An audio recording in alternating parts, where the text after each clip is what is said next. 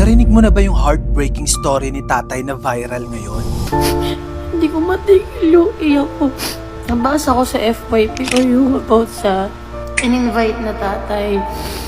Yung anak mismo ang nag-post. Sabi niya, so sobrang naawa ko kay Papa to the point na minura ko kamag-anak niya. Bakit nga ba ganito ang naging reaksyon ng anak? Ayon sa kwento niya, yung tatay daw niya inimbitahan sa birthday ng kamag-anak. Sobrang saya daw ng tatay niya noon. Bumili pa ng bagong sapatos at polo gamit ang kaunting ipon. Pero pagdating sa bahay, imbis na paupuin bilang bisita, tinulak siya papuntang kusina. Bilisan mo, magluto ka, sabi raw sa kanya. Pagkatapos magluto, binigyan lang siya ng 200 pesos at pinauwi na dahil daw paparating na ang mga bisita, na para bang ayaw siyang ipakita ng mga kamag-anak sa paparating ng mga bisita. Humilin pa siya ng maliit na pirasong cake para daw sa apo niya, pero pati yon ipinagkait. Umuwi siyang walang dala kundi hiya at mabigat na dibdib. Ang kwentong ito ni tatay ay nag-viral sa Black App at maraming netizens ang nalungkot at nasaktan para kay tatay. At alam mo naman, kapag nagva-viral ka sa ganitong mga kwento, talagang to the rescue ang mga netizens. Ang isa sa kanilang ginawa, dinala si tatay sa Jollibee. At alam nyo ba, first time daw niyang makakain doon. Habang kumakain siya ng Chicken Joy, ramdam mo sa mukha niya yung simpleng kaligayahan na matagal nang ipinagkait sa kanya. Maliban sa Jollibee, maraming netizens pa ang nag-ambag-ambag para tulungan si tatay. Wow. May mga tumulong din para bayaran ang kanyang renta sa bahay.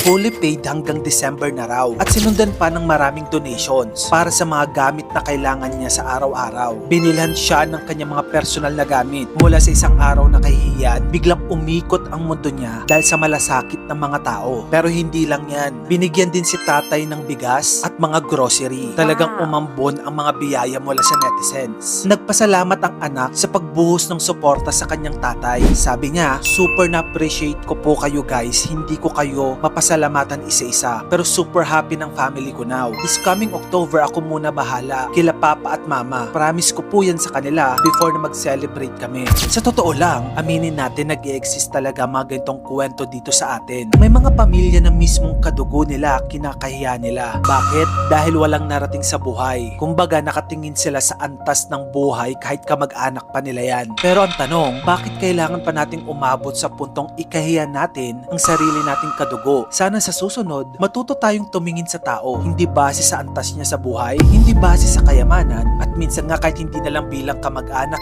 kundi bilang isang tao. Tao na may damdamin, tao na nasasaktan. Kasi ang buhay hindi lang usapang pera yan Ang pinakamalaga, respeto. Kung gusto mo pa na magito pang nakakaantig na kwento, dito lang yun sa channel ko, kaya follow ka na. Mag-subscribe ka na rin sa aking bagong YouTube channel. Yun lang, maraming salamat sa panonood.